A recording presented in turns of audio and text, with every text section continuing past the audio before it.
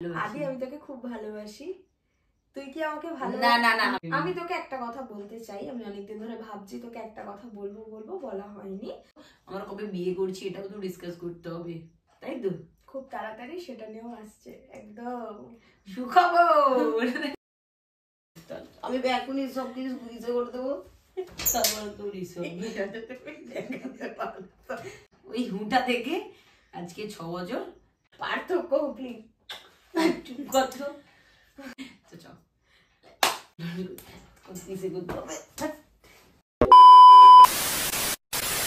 Hello guys, welcome back to our channel. তো দাঁড়াও, hello guys, Hi guys, welcome to our channel Super05. 2 3 hello guys, welcome back to our channel. আমি মনোরমা, সুপ্রিতা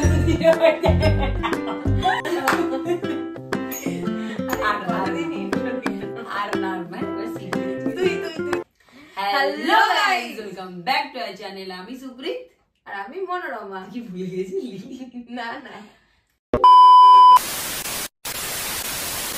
যাই হোক, 5 বছর পর আমরা তোমাদের বহু রিকোয়েস্টের পর একটা ভিডিও আপলোড করছি। একটা মিস্টেক প্রথমেই করলো 6 বছর পর। 6 বছর পর, এখন হয়েছে 6 বছর নাকি হবে, যেটাই হোক, যাই হোক। তো ফাইনালি 6 বছর পর আমরা তোমাদের রিকোয়েস্টে একটা ভিডিও এবার দিলাম। তার কারণ প্রচুর মানুষ প্রচুর কোয়েশ্চেন করেছে, সব কিছুর রিপ্লাই এবারে দেব। লাভ স্টোরির সাথে সাথে কিছু কোয়েশ্চেনের উত্তর দেবো যেটা তোমাদের জানা উচিত। কমন কিছু কোয়েশ্চেন আছে সেটা সবার প্রথমে বলবো, তারপরে মাঝে লাভ স্টোরি বলবো। কতটা ভিডিওটাতে দেখানো যাবে জানি না, কিন্তু পুরোটা বলবো, চেষ্টা করবো আমরা, অবশ্যই চেষ্টা করবো পুরোটা সেটাকে কভার করার। তো স্কিপ না করে ভিডিওটা পুরোটা দেখো।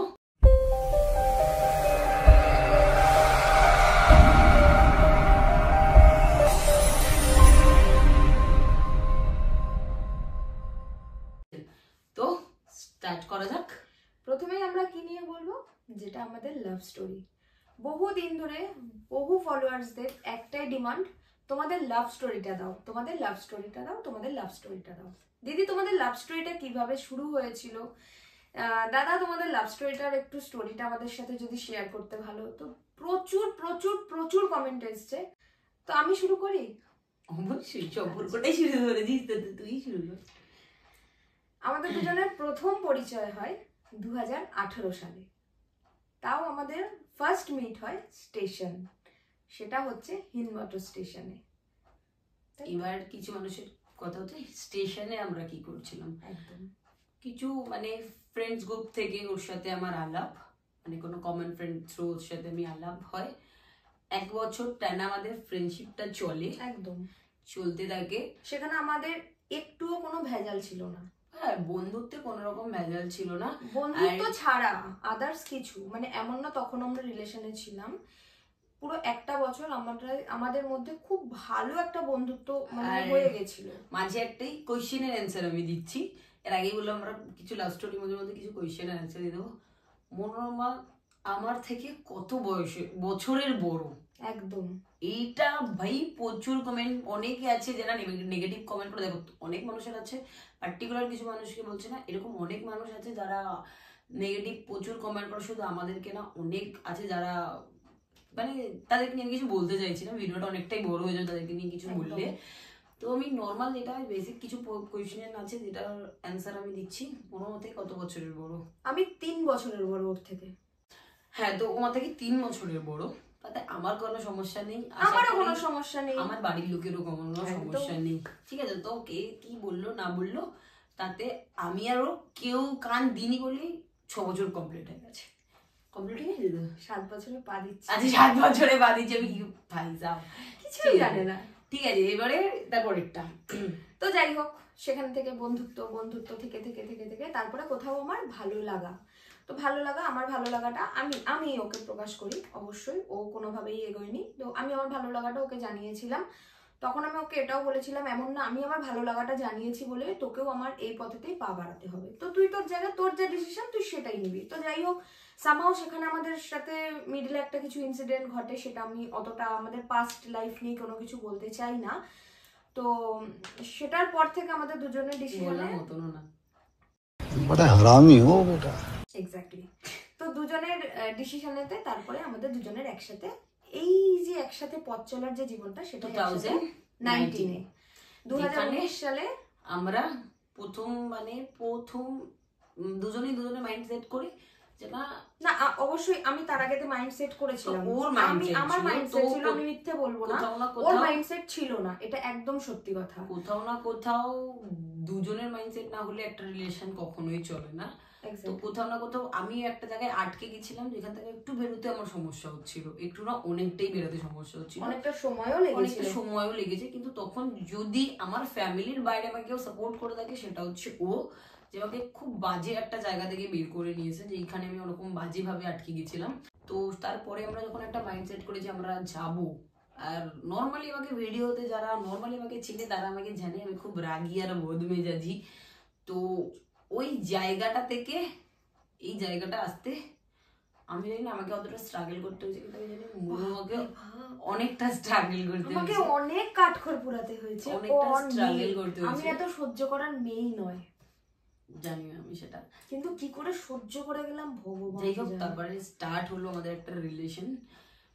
বেশি দিন আমরা রিলেশনে ছিলাম না, মানে বেশি দিন রিলেশনে ছিলাম না বলতে আমরা খুব দূরে ছিলাম না, দূরে ছিলাম না, কারণ ওর বাড়ি থেকে আমার বাড়ির ডিস্টেন্স খুব বেশি না, হার্ডলি 15 মিনিট থেকে 20 মিনিট, তাও বাইকে, ট্রেনে করে গেলে একটা স্টেশন পর ওর বাড়ি, ঠিক আছে। তো কোনো এক রাত, ঠিক আছে, কোনো এক রাত হঠাৎই কোনো টপিক নিয়ে আমাদের মধ্যে একটা ঝগড়া হয়েছিল, আর আমি যেটা চাই তো সেটা হবেই, এটা পুরো করে যে হ্যাঁ এটা হয়েছে মানে এটা করতেই হবে। তা এর আগে আমাদের যে পাস্ট লাইফের কিছু একটা ঘটনা ঘটেছিল, তো সেই কারণে আমি চাই সেটা রিলেটেড করেই আমাকে আমার বাড়িতে বা আমার এলাকায় রাখতে ও সিকিউর ফিল করেনি, বলছে না আমি তোকে এখানে রাখতে পারবো না, যদি তোর আমার সাথে রিলেশনে থাকতে হয় তো তুই আমার বাড়িতে আমার সাথেই থাকবি, আদারওয়াইজ এই রিলেশনটা এখানেই শেষ।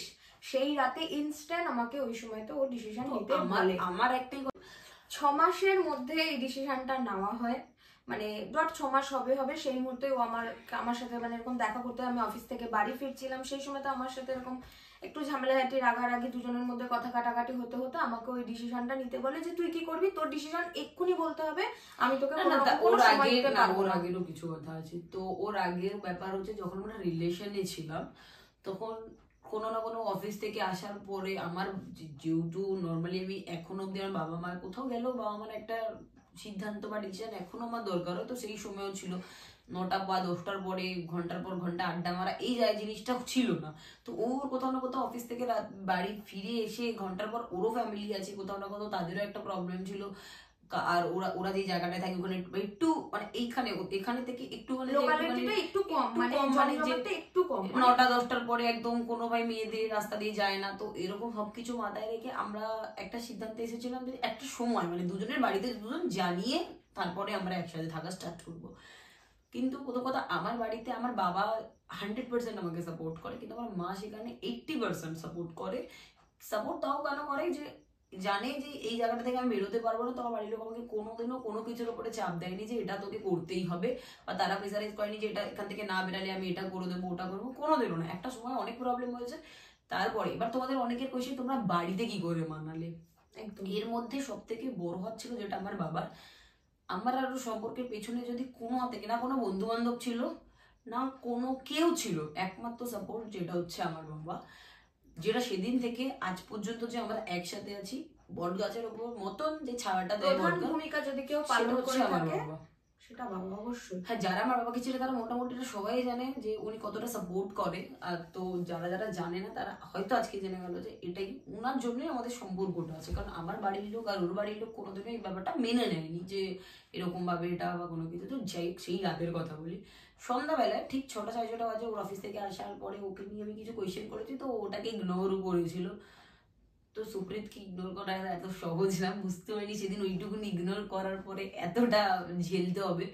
ইগনোর করাতে আমি তুরান্ত ওর বাড়িতে যাই, ওকে একটাই কথা বলি, এক আমার সাথে থাকতে হবে, নয় আমাকে ছাড়তে হবে।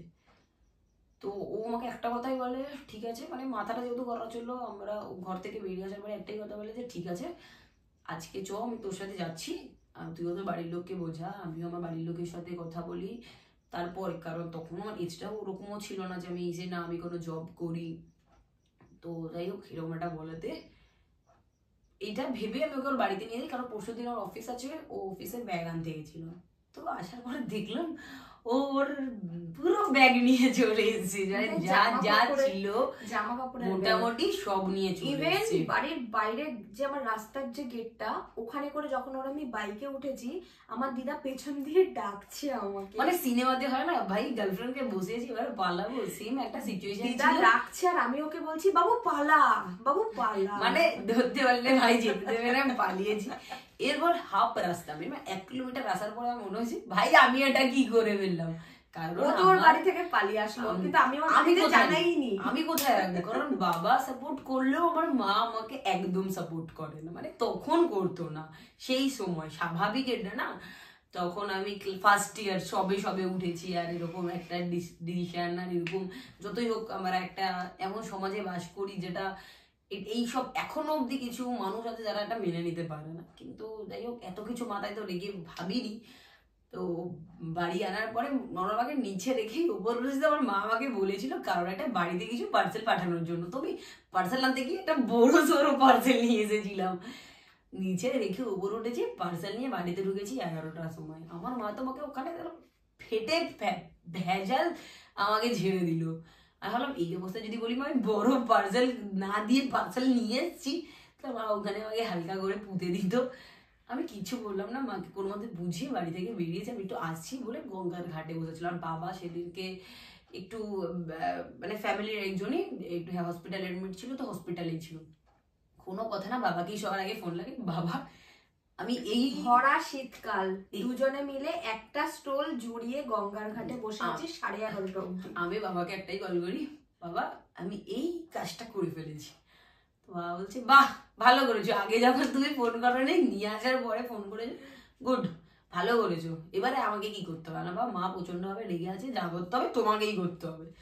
বাবা আমাকে একটাই উত্তর দিয়েছিল যে ঠিক আছে আমি যাচ্ছি, তোরা দাঁড়া, মা যদি না মেনে নেয় আমি তোদের জন্য বাড়ি ভাড়া খুঁজে দেবো। তোরা আমার স্পষ্ট সেই কথাটা মনে আছে, তোর মা যদি মেনে না নেয় আমি আছি, আমি তোদেরকে ফ্ল্যাট বা বাড়ি ভাড়া করে সেখানে রাখবো, তোরা চিন্তা করিস না, আমি যাচ্ছি, তোরা খালি একটু আমার যাওয়ার অপেক্ষাটা কর। হ্যাঁ, তো এটা হলো যে কিছুদিন পুরো পরে এই কথাটাই ছিল, একটা ব্যবস্থা করে দেবে, ঠিক আছে। বাড়িতে আমরা আসলাম, বাবা মা আর আমার এখনো মনে আছে এই রুমটাতেই, এই রুমে যেহেতু আমি থাকি, তুমি এই জায়গাটাই বসা, তুই এই জায়গাটাই বসা, নিচটাতে একটা মাদুর পাতা ছিল, সেখানে বাবা ওখানে মা ওখানে, সেই দিনটার কথা আমার এখনো মনে আছে। আর আমি একটা জিনিস জানি, স্পষ্ট কথা বলতে ভালোবাসি, তাতে যদি কারো ভালো লাগে আমার সাথে মিশবে, নইলে আদারওয়াইজ ঠিক আছে তুমি যেতেই পারো, কোনো সমস্যা নেই। তো আমি বাড়িতে রোজ ঝামেলা বানানো থেকে ওর সাথেও কন্টিনিউয়াসলি ঝামেলা হবে, আমি বাড়িতেও বোঝাতে পারবো না। আর আমার এটা কি, আর আমার বেস্ট ফ্রেন্ড বলতে গেলে আমার বাবাই, বাবা আমার মুখ দেখলে বুঝে যায় যে আমার কি হচ্ছে আমার সাথে। তো সেখানে তিনিও কোথাও না কোথাও একটা টেনশন হচ্ছে। তো আমি বাড়িতে এদের সবাইকে বসিয়ে একটা কথা জিজ্ঞাসা করি যে মনোরমা আজকে থেকে আমার সাথে থাকবে, বেসিক্যালি মাকেই জিজ্ঞাসা করি যে মা তোমার কোনো সমস্যা আছে কিনা। তো মা সত্যি কথা মা মানুক কি না মানুক, মা একবারের জন্য বলেনি যে, বা একবারের জন্য অবাক হয়নি যে কেন বা কিভাবে।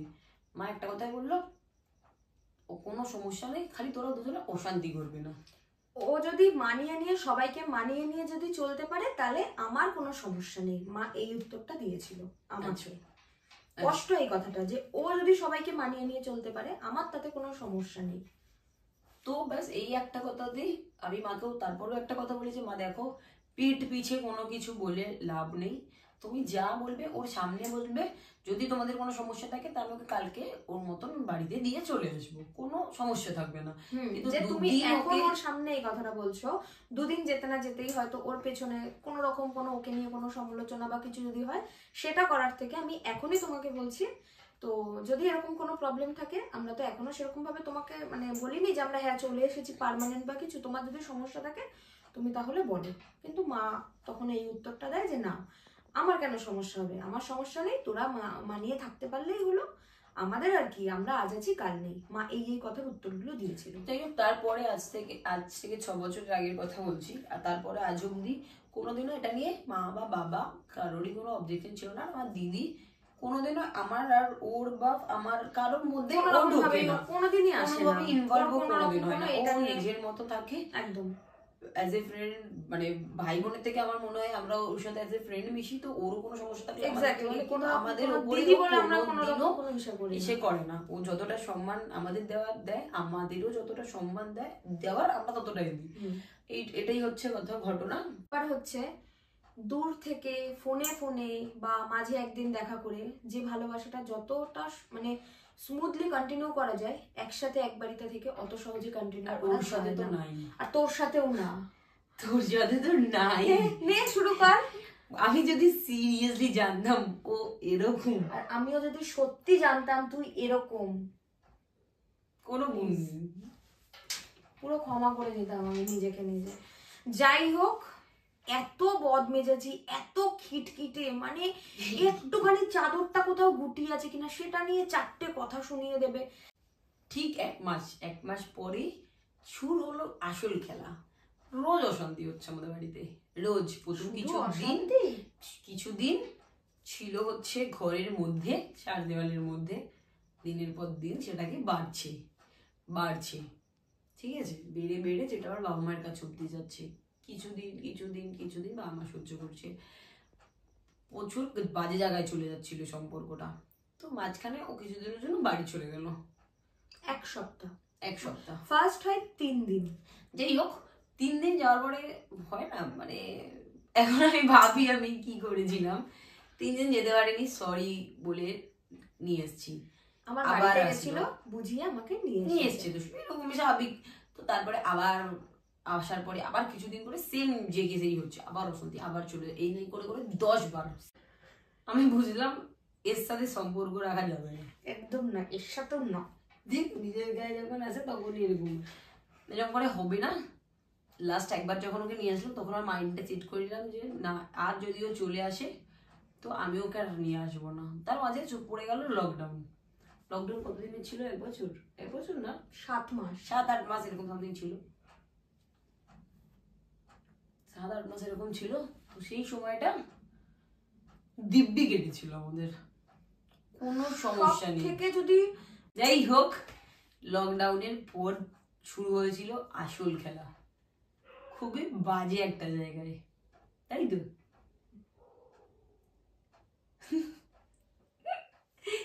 শুরুটা এখান থেকে ছিল, তারপরে হলো একসাথে থাকা, তারপরে হলো কিভাবে বাড়ির লোককে আমরা বোঝালাম সেটা, কিভাবে সম্পর্কটা বাজে জায়গায় চলে গেল সেটা। লকডাউনে সবাই বাড়িতেই ছিলাম, না বাইরে যেতে হচ্ছিল কাউকে। সারাদিন ঘরে ঝগড়া করার পরও ঘরে এর মুখ একে দেখতে হচ্ছে, ঘরের বাইরে কেউ যাচ্ছে না। যেটা হলো আসল সম্পর্কের মধ্যে একটা বিচ্ছেদ, একটা দূরত্ব, দুজনের থেকে অনেকটা দূরে চলে যাওয়া, দুজনের মুখ না দেখা, এরকম যদি কোনো সিচুয়েশন শুরু হয় সেটা হচ্ছে লকডাউনের পর 2021-এ। তো যাই হোক, ভিডিওটা অনেকটা বড় হয়ে যাচ্ছে। এই ভিডিওটার পরে যে খারাপ সিচুয়েশনটা কেটেছে সেটা বলবো নেক্সট ভিডিওতে। আর এই ভিডিওটার মধ্যে কিছু আমরা কোয়েশ্চেনের অ্যান্সার দিয়ে দেবো, যেটা হচ্ছে আমরা কবে বিয়ে করছি, কমন কোয়েশ্চেন কিছু। ও মা থেকে কত বড় সেটা আমি অলরেডি যা বললাম, 3 বছরের বড় ও মা থেকে। মনোরমার সম্পর্কে কে হয়? মনোরমা আমার, হ্যাঁ, ওর সাথে আমার কিসের সম্পর্ক। তারপরে আমি ছেলে না মেয়ে, ঠিক আছে। তারপরে আর কিছু। তোমাদের এরকম সম্পর্কটা কেন তোমরা সোশ্যাল মিডিয়াতে পাবলিক করো, যেটা দেখে অন্যরা ডিমোটিভেট হয়? আচ্ছা, পার্টিকুলার কিছু মানুষ আছে যারা আমার মানে মেয়ে বন্ধু প্রচুর আছে, তার মানে যে আমি সব মেয়ের সাথে আমার রিলেশন আছে এটার কোনো মানে হয় না। ওর সাথে ভেবেও নিও না, ওর ও কথা বলছে মানে নর্মালি সেটা নর্মাল ভাবে নাও না। কিছু মানুষের সাথে আমি ক্যামেরাতে আসিও না, যাদের সাথে আসি তাদের সাথে অলরেডি হয়তো পুরোনো ভিডিও দেখলে তোমরা বুঝতে পারবে অলরেডি মনোরমার সাথে তাদের ভিডিও আছে, মনোরমার সাথে তাদের সাথে আলাপ আছে, এরকম কেউ এরকম কোনো মানুষ নেই। প্রত্যেকের ফেস গুলো আমার চেনা, অন্তত অচেনা ফেস না। এমন অনেকেই বলে যাদের নিজেদেরই ঠিক নেই আর কোনো রিলেশনের আর কোনো রকম বাজে কোনো ল্যাঙ্গুয়েজে যাবো না, কারণ ভিডিওটা অনেকের ফ্যামিলি দেখে, অনেক ভালো ভালো মানুষ দেখে যারা রাস্তা দেখলে ওদেরকে বলে তো আমাদের ভিডিও দেখে, অনেক বাচ্চা আছে যারা আমাদের ভিডিও দেখে, ভালো লাগে, আমাদের ফ্যামিলিটাকে আমাদের ভালো লাগে, আমাদের দুজনকে ভালো লাগে, আমাদের দুজনকে দেখে যে তোমরা শুধু এই জিনিসটা শিখবে যে ভাই একটা মেয়ে আর একটা মেয়ের সাথে সম্পর্ক আছে, এটা না, এরকম অনেকের আছে জান কি করছে, বাবা মায়ের সাথে আমাদের বন্ডিং কেমন, আমরা ফ্যামিলিতে এক বাড়িতে একটা, এরকম আমি অনেক সম্পর্ক দেখেছি যারা হয়তো আলাদা ফ্ল্যাটে থাকে, বাবা মার সাথে সম্পর্ক আছে কিন্তু তারপরও তারা আলাদা ফ্ল্যাটে থাকে, কিন্তু আমার মনে হয় আমি নিজে চোখে দেখেছি, হতেই পারে কিন্তু আমার চোখে হয়তো পড়েনি, ফ্যামিলিকে মানিয়ে ফ্যামিলির সাথে থেকে এই সম্পর্কটাকে চালানো যে একটা ব্যাপার অতটা ইজি হয়তো না। তো অনেকেই বলে যে তোমরা কি করে মানিয়েছো বা কোনো কিছু, সেটাও আমি বললাম যে কিভাবে মানিয়েছি বা কোনো কিছু। আমার বাবা মা দুজনেই অনেক সাপোর্টিভ, এতটা ইজি ছিল না, কিন্তু হয় না সময়ের সাথে সাথে সবকিছুই পরিবর্তন হয়, তো ওটাও হয়ে গেছে। তাই আমি বলে দিচ্ছি, ওর সাথে এর আগেও বলেছি, প্রত্যেকটা ভিডিওতে মেনশন করা থাকে কাপল, হ্যাশট্যাগ কাপল গোলস, হ্যাশট্যাগ মনোপ্রীতি, এরকম হ্যাশট্যাগ দেওয়াই থাকে। তারপরও আমি জানি না এরা কারা বলে, তাদেরকে আমার সত্যি কিছু বলার নেই। তো ওর সাথে আমার একটা রিলেশন আছে, লাভ রিলেশন, যেটা আর কিছুদিন পরে 7 বছর কমপ্লিট হবে ওর আমার সম্পর্কটা। আর তারপরে আমি ছেলে না মেয়ে ভাই, আমি আমার পেজের ওপরে বড় বড় করে লেখা আছে টম বয়। এবার টম বয় মানে কি প্লিজ গুগল করো, এত কিছু ডিটেলস বলা সম্ভব নয়। আর আমি কোনো ভিডিওতে কোনো দিনও বলতে পারবে না কেউ কাউকে বলেছে যে আমি বয় বা কোনো কিছু বা কখনো দিনও এরকম আমি কোনো বলিনি। আমি সবসময় বলেছি ভাই হ্যাঁ আমি টম বয়, এটাই বলেছি। যদি কেউ আমাকে স্ক্রিনশট বা কোনো ভিডিওর কোনো ছোট পার্ট আমাকে দেখাতে পারো তো ভাই তুমি যা বলবে আমি মেনে নেবো। কিন্তু এরকম অনেকেই বলে এর আগে তো তুমি বলেছিলে ওই হ্যান ত্যান, তো এরকম ফালতু মানে কাউকে বলে তো লাভ নেই। আর একটা প্রশ্নের উত্তর আমার দেওয়ার আছে, সুপ্রীত কেন ট্রান্সম্যান হচ্ছে না? জারি করছি না। দেখো প্রথম কথা, আমি কোনো কাউকে কোনো রকম ছোট করে কোনো কথা বলছি না বা কোনো কিছু, সবার অনেক ইচ্ছে থাকে, হয়তো আমারও ইচ্ছে আছে, কিন্তু সব ইচ্ছে নিজের ইচ্ছে মতো যদি চলি তাহলে হয়তো ফ্যামিলির সাথে থাকাটা হবে না। আর আমার কাছে আমার নিজের ইচ্ছের থেকে আমার ফ্যামিলি বেশি ইম্পর্টেন্ট। তো আমার বাড়ির লোক কোনোদিন আমার সামনে থেকে আজ পর্যন্ত আমি না কোনোদিন বাড়ির সামনে এই কোয়েশ্চেনটা ফেলেছি, না আমাকে তারা বারণ করার সুযোগটা পেয়েছে বা কোনো কিছু। এই জায়গাটাতে আমি এখনো অব্দি যাবো না, কারণ আমি যেইভাবে আছি সেইভাবে আমি যার সাথে সারা লাইফ থাকবো সে এটাকে এগ্রি করছে যে আমি তোর সাথে এইভাবেই থাকবো। তো আমার এখানে কোনো সমস্যা নেই বা তার কোনো সমস্যা নেই বা কোনো কিছু। এবার একদম আমাদের নিজেদের কোনো সমস্যা নেই, আমাদের নিজেদের কোনো সমস্যা সেই জন্য আমরা এখনো দেখো আমাদের পরবর্তীকালে কি মাইন্ড চেঞ্জ হবে বা না হবে সেটা আমরা জানি না। এখনো পর্যন্ত আমরা দুজনের মাইন্ডসেট নিয়ে এটাই বলছি, না আমরা এরকম কোনো চিন্তা ভাবনা করি, হ্যাঁ করিনি, আর ইন ফিউচারে করবো কি না করবো সেটা নিয়ে আমরা এখন কোনো ডিসকাস করছি না। এরকম ভাবে আমি ভালো আছি, ও ভালো আছে, আমার ফ্যামিলি আমাদের ফ্যামিলিও ভালো আছে আমাদের সাথে। তো যাই হোক, এরপরে অনেক কোয়েশ্চেনের অ্যান্সার দেবো যে আমরা বিয়েটা কবে করছি।